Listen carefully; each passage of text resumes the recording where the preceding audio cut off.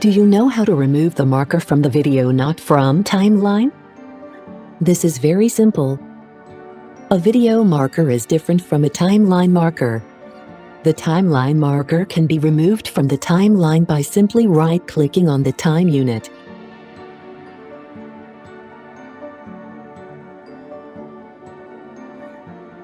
Now to remove the marker from the video, we can select Video, then right-click on the time unit again and choose Function Clear All Markers.